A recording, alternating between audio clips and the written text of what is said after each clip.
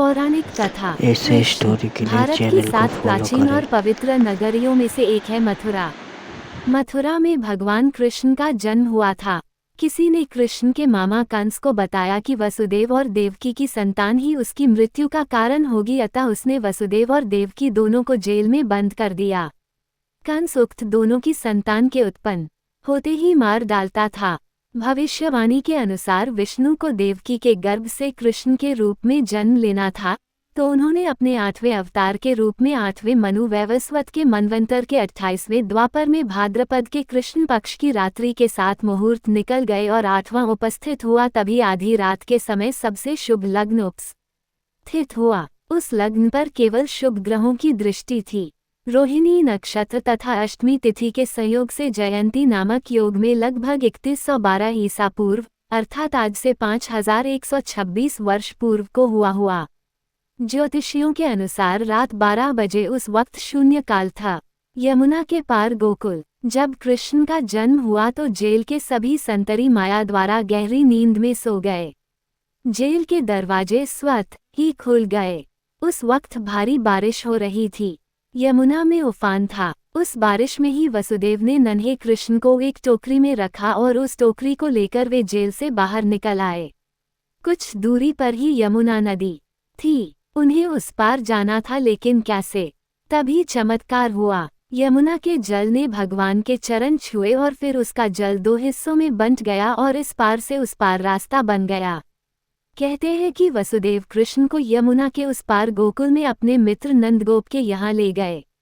वहां पर नंद की पत्नी यशोदा को भी एक कन्या उत्पन्न छोटी हुई थी। वसुदेव श्री कृष्ण को यशोदा के पास सुलाकर उस कन्या को ले गए। गोकुल माँ यशोदा का मायका था और नंदगांव में उनका ससुराल। श्री कृष्ण का लालन पालन यशोदा व नंद ने किया। गोकुल यमुना के तट पर बसा एक गांव है, जहां सभी नंदों की गायों का निवास स्थान था। नंद मथुरा के आसपास गोकुल और नंदगांव में रहने वाले आब बड़ी हीरा गोपों के मुखिया थे। यहीं पर वसुदेव की दूसरी पत्नी रोहिणी ने बलराम को जन्म दिया था। बलराम देवकी के 7वें गर्भ में थे, जिन्हें योगमाया ने आकर्षित करके रोहिणी के गर्भ में डाल दिया था। ये स्थान गोप लोगों का था। मथुरा से गोकुल की दूरी महज 12 किलोमीटर है। पूतना का वध। जब कंस को पता चला कि छलपूर्वक वसुदेव और देवकी ने अपने पुत्र को कहीं और भेज दिया है, तो उसने चारों दिशाओं में अपने अनुचरों को भेज दिया और कह दिया कि अमुक अमुक समय पर जितने भी बालकों का जन्म हुआ हो उनका वध कर दिया जाए। पहली बार में ही कंस के अनुचरों को पता चल गया कि हो न हो वह बालक यमुना के उस पार ही छोड़ा गया है। बाल्यकाल में ही श्री कृष्ण ने अपने मामा के द्वारा भेजे गए अनेक राक्षसों को मार डाला और उसके सभी कुप्रयासों को विफल कर दिया। सबसे पहले उन्होंने पूतना को मारा। पूतना को उन्होंने नंदबाबा के घर से कुछ दूरी पर ही मारा। नंदगांव में कंस का आतंक बढ़ने लगा तो नंदबाबा ने वहां से पलायन कर दिया। पलायन करने के और भी कई कारण रहे होंगे।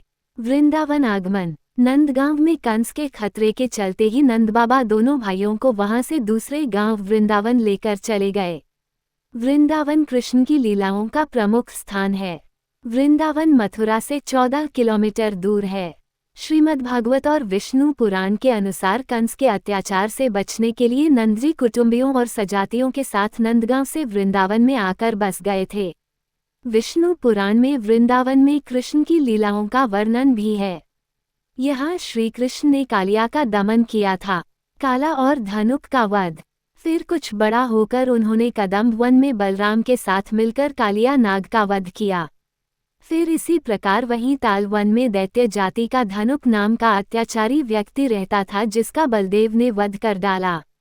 उक्त दोनों घटनाओं से कृष्ण और बलदेव की ख्याति दूर दूर तक फैल गई थी।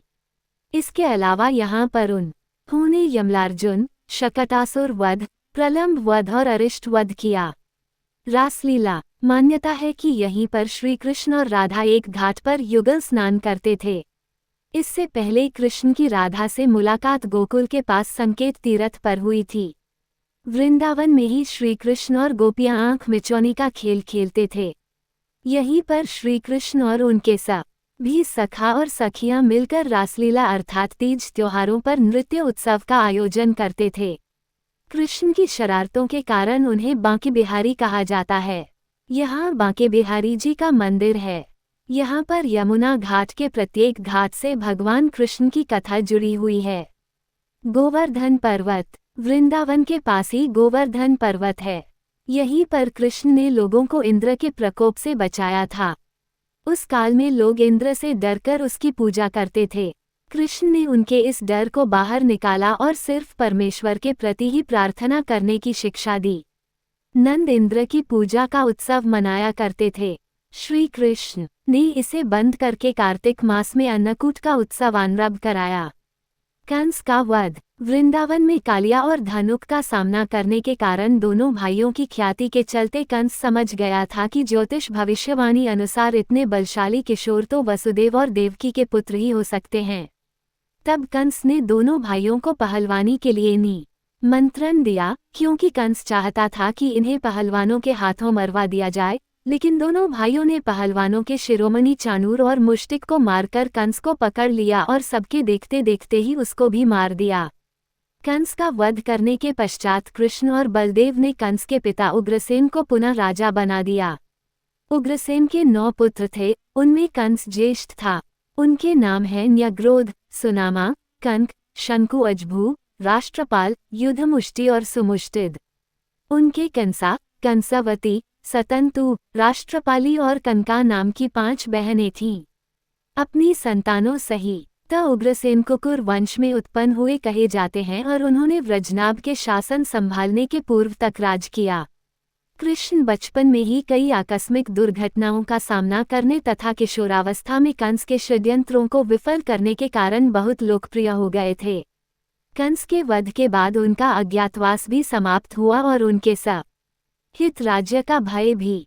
तब उनके पिता और पालक ने दोनों भाइयों की शिक्षा और दीक्षा का इंतजाम किया। दोनों भाइयों को अस्त्र, शस्त्र और शास्त्री की शिक्षा के लिए सांदीपनि के आश्रम भेजा गया, जहां पहुंचकर कृष्ण बलराम ने विधिवत दीक्षा ली और अन्य शास्त्रों के साथ धनुर्विद्या में विशेष दक्षता प्राप्त की। वहीं उनक बड़ी ही सुदामा ब्राह्मण से भेंट हुई, जो उनका गुरु भाई हुआ। इस आश्रम में कृष्ण ने अपने जीवन के कुछ वर्ष बिताकर कई सारी घटनाओं से सामना किया और यहाँ भी उनको प्रसिद्धि मिली। शिक्षा और दीक्षा हासिल करने के बाद कृष्ण और बलराम पुनः मथुरा लौट आए और फिर वे मथुरा के सेना और शासन का कार्य देखने लगे। उग्रसेन जो छोटे उरा के राजा थे, वे कृष्ण के नाना थे। कंस के मारे जाने के बाद उसका श्वसुर और मगध का सम्राट जरासंध क्रुद्ध हो चला था। जरासंध का आक्रमण, जब कंस का वध हो गया तो मगध का सबसे शक्तिशाली सम्राट जरासंध क्रोधित हो उठा, क्योंकि कंस उसका दामाद था। जरासंध कंस का श्वसुर था। कंस की पत्नी मगध नरेश जरासंध को बार बार इस बात के लिए उकसाती थी कि कंस का बदला लेना है। इस कारण जरासंध ने मथुरा के राज्य को हड़पने के लिए 17 बार आक्रमण किए। हर बार उसके आक्रमण को असफल कर दिया जाता था। फिर एक दिन उसने काल्यवन के साथ मिलकर भयंकर आक्रमण की योजना बनाई। काल्यवन की सेना ने मथुरा को घेर लिया। उसने मथुरा नरेश के नाम संदेश भेजा और काल्यवन को युद्ध के लिए 1 दिन का समय दिया। श्री कृष्ण ने उत्तर में भेजा कि युद्ध केवल कृष्ण और काल्यवन में हो, सेना को व्यर्थ क्यों लड़ाएं। काल्यवन ने स्वीकार कर लिया। कृष्ण और काल्यवन का युद्ध हुआ और कृष्ण रणभूमि छोड़कर भागने लगे, तो काल्यवन भी उनके पीछे भागा। भागते भागते कृष्ण एक गुफा में चले गए। काल्यवन भी वहीं घुस गया। गुफा में काल्यवन ने एक दूसरे मनुष्य को सोते हुए देखा। काल्यवन ने उसे कृष्ण समझकर कसकर लात मार दी और वह मनुष्य उठ पड़ा। उसने जैसे ही आंखें खोली और इधर उधर देखने लगा, तब सामने उसे काल्यवन दिखाई दिया। काल्यवन उसके देखने से तत्काल ही जलकर भस्म हो गया। काल्यवन को जो पुरुष गुफा में सोए मिले, वे इक्ष्वाकु वंशी महाराजा मांधाता के पुत्र राजा मुचुकुंद थे, जो तपस्वी और प्रतापी थे। उनके देखते ही काल्यवन भस्म हो गया। मुचुकुंद को वरदान था कि जो भी उन्हें उठाएगा वह उनके देखते ही भस्म हो जाएगा। द्वारिका में रहकर कृष्ण ने सुखपूर्वक जीवन बिताया। यहीं रहकर उन्होंने हस्तिनापुर की राजनीति में अपनी गतिविधियां बढ़ाईं और 8 स्त्रियों से विवाह कर एक नए कुल और साम्राज्य की स्थापना की। द्वारिका वैकुंठ के समान थी। कृष्ण की 8 पत्नियां थीं, रुक्मिणी, सत्यभामा, जाम्बूति, मित्रवंदा, सत्या, लक्ष्मणा, भद्रा और कालिंदी। इनसे उनका कई पुत्र और पुत्रियों की प्राप्ति हुई। इसके बाद कृष्ण ने भौमासुर नरकासुर द्वारा बंधक बनाई गई लगभग 16,000 स्त्रियों को मुक्त कराकर उन्हें द्वारिका में शरण दी। नरकासुर प्रागत ज्योतिषपुर का दैत्यराज था, जिस ने इंद्र को हराकर उनको उनकी नगरी से बाहर निकाल दिया था। नरकासुर के अत्याचार से देवतागण त्राही त्राही कर रहे थे। वो वरुण का छत्र, अदिति के कुंडल और देवताओं की मणि छीनकर त्रिलोक विजयी हो गया था। वो पृथ्वी की हजारों सुंदर कन्याओं का अपहरण कर उनको बंदी बनाकर उनका शोषण करता था। मुक्त कराई गई ये सभी स्त्रियां कृष्ण की पत्नियां या रखैल नहीं थीं, बल्कि उनकी सखियां और शिष्या थीं, जो उनके राज्य में सुखपूर्वक स्वतंत्रतापूर्वक अपना अपना जीवन यापन अपने तरीके से कर रही थीं। पांडवों से कृष्ण की मुलाकात। एक दिन पंचाल के राजा द्रुपद द्वारा द्रौपदी स्वयंवर का आयोजन किया गया। उस काल में पांडव के वनवास के 2 साल में से अज्ञातवास का 1 साल बीत चुका था। कृष्ण भी उस स्वयंवर में गए। वहां उनकी बुआ कुंती के लड़के पांडव भी मौजूद थे। यहीं से पांडवों के साथ कृष्ण की घनिष्ठता का आरंभ हुआ। पांडव अर्जुन ने मत्स्य भेद कर द्रौपदी को प्राप्त कर लिया और इस प्रकार अपनी धनुर्विद्या का कौशल अनेक देश के राजाओं के समक्ष प्रकट कर दिया। अर्जुन की इस कौशलता से श्री कृष्ण बहुत प्रसन्न हुए। वहीं उन्होंने पांडवों से मित्रता बढ़ाई और वनवास की समाप्ति के बाद वे पांडवों के साथ हस्तिनापुर पहुंचे। कुरुराज धृतराष्ट्र ने पांडवों को इंद्रप्रस्थ के आसपास का प्रदेश दे रखा था। पांडवों ने कृष्ण के द्वारका निर्माण संबंधी अनुभव का लाभ उठाया। उनकी सहायता से उन्होंने भी जंगल के एक भाग को साफ कराकर इंद्रप्रस्थ नगर को अच्छे और सुंदर ढंग से बसाया। इसके बाद कृष्ण द्वारका लौट गए। फिर एक दिन अर्जुन तीर्थाटन के दौरान द्वारिका पहुंच गए। वहां कृष्ण की बहन सुभद्रा को देखकर वे मोहित हो गए। कृष्ण ने दोनों का विवाह करा दिया और इस तरह कृष्ण की अर्जुन से प्रगाढ़ मित्रता हो गई। पौराणिक कथा। For download app URL folded hands. Jarasandh का वध। Folded hands. इंद्रप्रस्थ के निर्माण के बाद युधिष्ठिर ने राजसूय यज्ञ का आयोजन किया और आवश्यक परामर्श के लिए कृष्ण को बुलाया। कृष्ण इंद्रप्रस्थ आए और उन्होंने राजसूय यज्ञ के आयोजन का समर्थन किया, लेकिन उन्होंने युधिष्ठिर से कहा कि पहले अत्याचारी राजाओं और उनकी सत्ता को नष्ट किया जाए, तभी राजसूय यज्ञ का महत्व रहेगा और देश विदेश में प्रसिद्धि होगी। युधिष्ठिर ने कृष्ण के इस सुझाव को स्वीकार कर लिया। तब कृष्ण ने युधिष्ठिर को सबसे पहले जरासंध पर चढ़ाई करने का बड़ी ही सलाह दी। इसके बाद भीम और अर्जुन के साथ कृष्ण मगध रवाना हुए और कुछ समय बाद मगध की राजधानी गिरिब्रज पहुंच गए। कृष्ण की नीति सफल हुई और उन्होंने भीम द्वारा मल्लयुद्ध में जरासंध का वध करवा डाला। जरासंध की मृत्यु के बाद कृष्ण ने उसके पुत्र सहदेव को मगध का राजा बनाया। फिर उन्होंने गिरिब्रज के बंदी गृह में बंद सभी राजाओं को मुक्त किया और इस प्रकार कृष्ण ने जरासंध जैसे क्रूर शासक का अंत कर बंदी राजाओं को उनका राज्य पुनः लौटाकर खूब यश पाया। जरासंध के वध के बाद अन्य सभी क्रूर शासक भयभीत हो चले थे। पांडवों ने सभी को झुकने पर विवश कर दिया और इस तरह इंद्रप्रस्थ का राज्य विस्तार हुआ। इसके बाद युधिष्ठिर ने राजसूय यज्ञ का आयोजन किया। यज्ञ में युधिष्ठिर ने भगवान वेदव्यास, भारद्वाज, सुनत्तु, गौतम, असित, वशिष्ठ, च्यवन, कंडव, मैत्रेय, कवश, जित, विश्वामित्र, वामदेव, सुमति, जैमिन, क्रतु, पैल, पाराशर, गर्ग, वैशंपायन, अथवा, कश्यप, धौम्य, परशुराम, शुक्राचार्य, आसुरी, विथोत्र, मधुद्वम, दा, वीरसेन, अकृतब्रन आदि सभी को आमंत्रित किया। इसके अलावा सभी देशों के राजाधिराज को भी बुलाया गया। इसी यज्ञ में कृष्ण का शत्रु और जरासंध का मित्र शिशुपाल भी आया हुआ था, जो कृष्ण की पत्नी रुक्मिणी के भाई का मित्र था और जो रुक्मिणी से विवाह करना चाहता था। ये कृष्ण की दूसरी बुआ का पुत्र था, इस नाते ये कृष्ण का भाई भी था। अपनी बुआ को श्री कृष्ण ने उसके 100 अपराधों को क्षमा करने का वचन दिया था। इसी यज्ञ में कृष्ण का उसने 100वीं बार अपमान किया, जिसके चलते भरी यज्ञ सभा में कृष्ण ने उसका वध कर दिया। पौराणिक कथा, जरासंध का वध। इंद्रप्रस्थ के निर्माण के बाद युधिष्ठिर ने राजसूय यज्ञ का आयोजन किया और आवश्यक परामर्श के लिए कृष्ण को बुलाया। कृष्ण इंद्रप्रस्थ आए और उन्होंने राजसूय यज्ञ के आयोजन का समर्थन किया, लेकिन उन्होंने युधिष्ठिर से कहा कि पहले अत्याचारी राजाओं और उनकी सत्ता को नष्ट किया जाए, तभी राजसूय यज्ञ का महत्व रहेगा और देश विदेश में प्रसिद्धि होगी। युधिष्ठिर ने कृष्ण के इस सुझाव को स्वीकार कर लिया। तब कृष्ण ने युधिष्ठिर को सबसे पहले जरासंध पर चढ़ाई करने की सलाह दी। इसके बाद भीम और अर्जुन के साथ कृष्ण मगध रवाना हुए और कुछ समय बाद मगध की राजधानी गिरिब्रज पहुंच गए।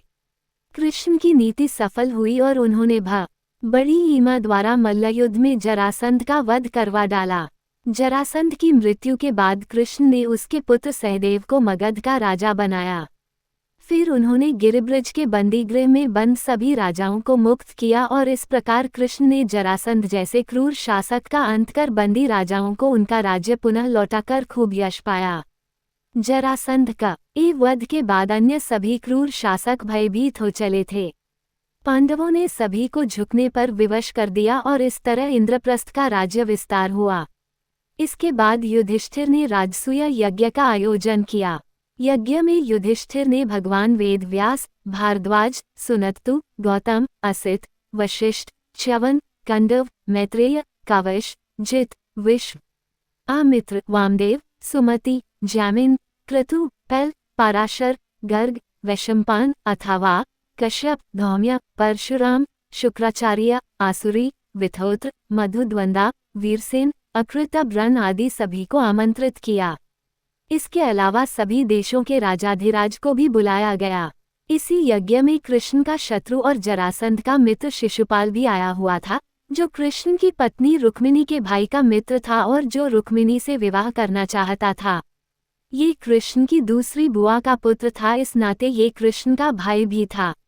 अपनी बुआ को श्रीकृष्ण ने उसके 100 अपराधों को क्षमा करने का वचन दिया था। इसी यज्ञ में कृष्ण का उसने 100वीं बार अपमान किया, जिसके चलते भरी यज्ञ सभा में कृष्ण ने उसका वध कर दिया।